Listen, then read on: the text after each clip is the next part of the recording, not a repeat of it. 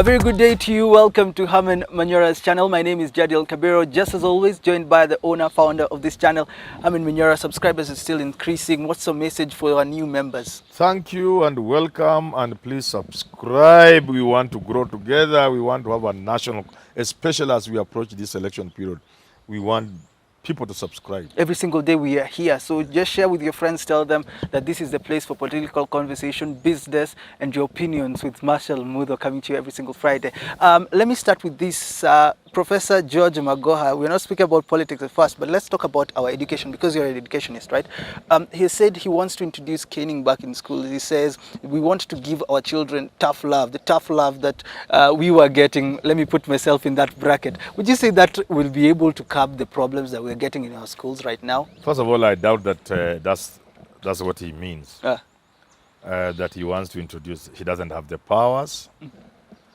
Neither can he do it. Neither will he get the support he requires, even if you want to influence that policy. I doubt that he will get the support he requires. And you run into trouble with many institutions and organizations and people. So it's not anything you want to have a conversation around. You even called out the human rights. You can't. It's not anything you can do. But even more importantly, when I received 10 strokes, can you receive yourself?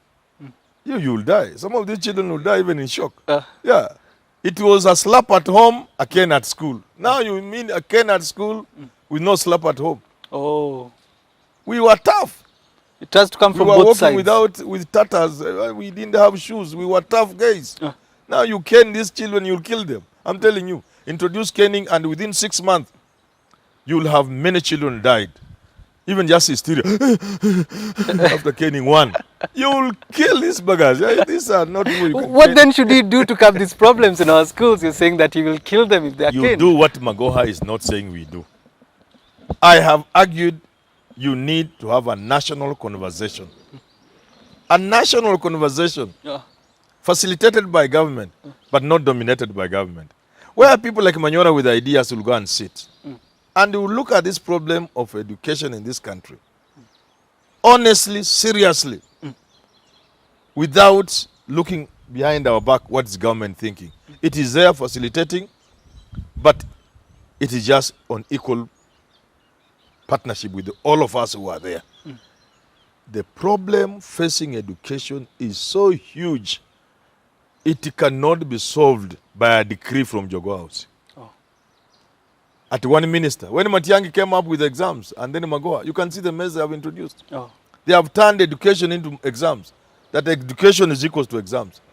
As CS is measured in, Matiang'i was as successful as his efforts towards the exam.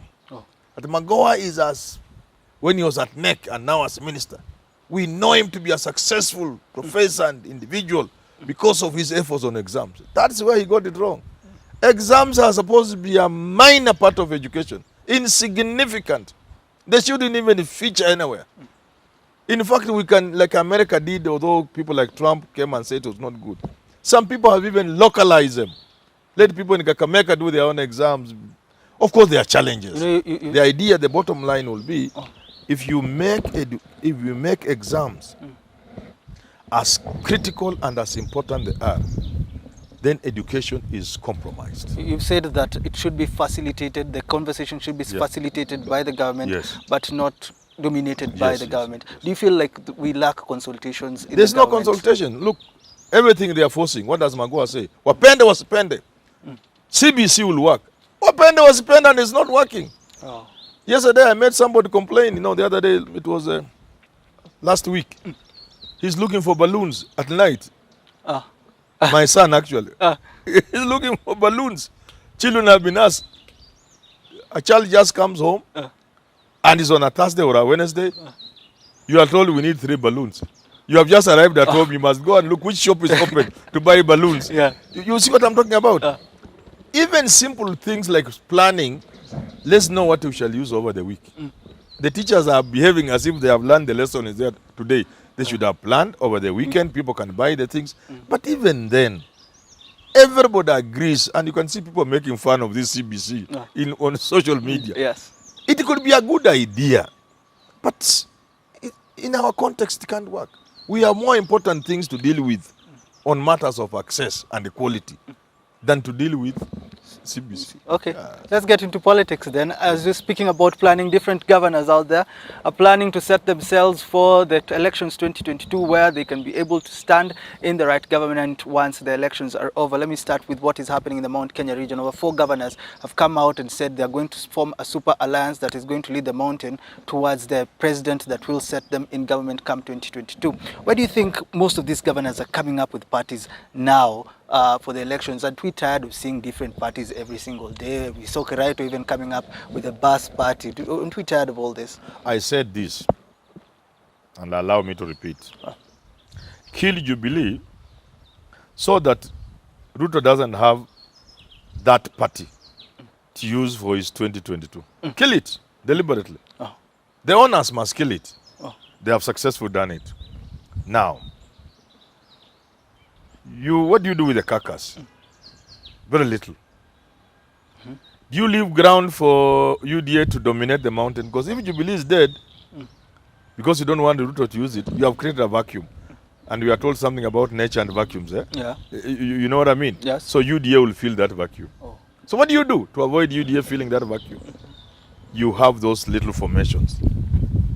It's as simple as that. But you hesabu kidogo. Where are we in this place where everybody can just form a party even though they are in the Jubilee party? Because I think it's only Jubilee that is being affected, that anyone just goes out and forms a party. Even the deputy president came up with the UDA party. Why are we in this state? UDA was formed because the deputy president realized that house was too hot for him. And they had generated the heat to make him leave. But they were not sure he would leave, despite all the things they were doing. So the better strategy, the scorched earth method, where you destroy. Yeah. You get it? Yes. It was used effectively in olden ways, Yes. olden days in war, where if you find your enemies approaching, you destroy everything, including food granaries, as you run away. So when he comes, there's nothing. The place is destroyed. There's no food. There's no what. You see. So use the scorched earth method to destroy Jubilee. But you run the danger of entrenching UDA. So Ruto formed UDA because it's no longer tenable to be in Jubilee. In any case, Jubilee was on the deathbed. It was dying. So even if somebody gave you after he had died, what would you do? Form UDA.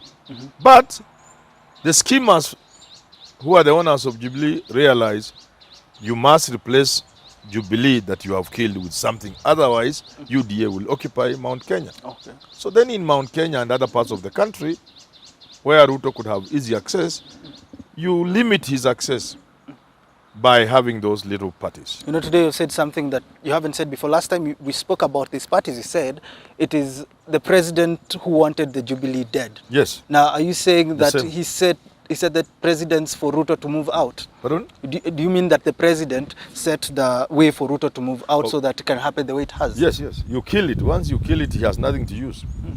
An intact Jubilee would have been very dangerous.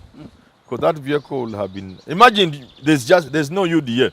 You are going to the mountain with Jubilee, which is a mountain party.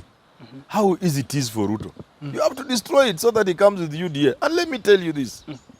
The little I know about politics, you give it time. It will be very difficult to sell UDA on the mountain. He will soon realize. It will be as difficult as selling that other thing in Mecca, which Bilal and I know. We don't mention. Let's not mention it. But yes. Why will it be difficult? Because Ruto right now is trading well. He's getting endorsements from governors. We spoke about it. Different MPs, almost so many MPs are in his side when it comes to the Mount Kenya region.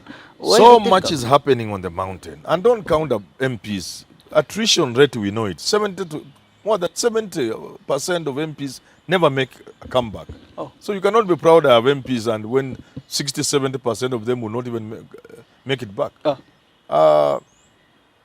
More importantly, the politics of the mountain is not played by MPs. It is played by movers and shakers. Unless you change it. You can change it. But is it the time to convince me that for the first time, the Kikuyus will listen to these young boys and girls? Like of Ndindi Nyoro. I have always said it. These are very good young people. I have told you and I mean it. I'm very excited when I see a young man like you. It's and you know it because you are next to me. Yes. I'm very happy when I see people like Ndini Nyoro, Ishungwa, and they know it even themselves. It really makes me happy. But the truth will not disappear merely because these are good young people. The truth will remain. Communities that are as political as this Mount Kenya community, communities that know the sweetness of power, like Mount Kenya community, are unlikely to allow their destiny to be decided by such a small people. No, it's not possible. What do you think will happen to all these parties that have been formed in the mountain, creating that super alliance that they're trying to make? What will happen to them before the elections of 2022? These small parties will get members. They will have governors, they will have senators, they will have MPs and MCs. Much as Ruto will have some, he will share with these parties. In the fullness of time, you'll tell me. So all these parties are meant to create a coalition with either Ruto or Raila, is that it? But many of them, from where I sit, are meant to reduce Ruto's influence. Do you think they can cause trouble in Ruto's camp, all these governors coming up with different parties? They will cause a lot of trouble. People like Mwangi Kunjuri, people like Mwangi Weria, my friend. In the fullness of time again? Oh, yeah. Somebody like Mwangi Kunjuri. Even during Kibaki time, when Jubilee was hot, they were able to get even a governor, Nyeri. Yeah. Please, they will, Mwangi Weria, with his Usawa party. Yes. Mwangi Kiunjuri, with his, what do you call it? TSP. TSP. Yes. They will cause so much trouble. And of course, you can't say anything about the Mbas. The Mbas is automatic. The Mbas is automatic. Automatic in Meru? Yeah, you'll see how much trouble they will cause. A lot of trouble. Is there and the Ruto is playing into their hands. When you go to Meru and insult and talk badly, bad of Kiraitu Murungi, Mudhomi Njuki, you are courting disaster. Is there anything Ruto can do? Because it seems like the other side is lighting fires everywhere in the mountains, so that once they come up, Ruto will have nowhere to go. Is there something he can do Ruto now? is realizing what I said a long time ago. Yeah. This is Kenya. You must play Kenyan politics, the Kenyan way. You will need people like Kiraitu Murungi on your side to contain the mountain. They are important. Direct injection, that you go to the people direct by bypassing the Kiraitu Murungis, the Mwangi Wairias, the Mwangi Kiunjuris. You will find how difficult it will be. Okay, let's wind the conversation there, because there's so much we need to see. Raila Odinga hasn't yet announced his presidential bid at Kasarani, so let's wait and see how everything will go. And in the fullness of time, obviously, we'll continue with these conversations. Until we talk again, have yourself a lovely rest of your day.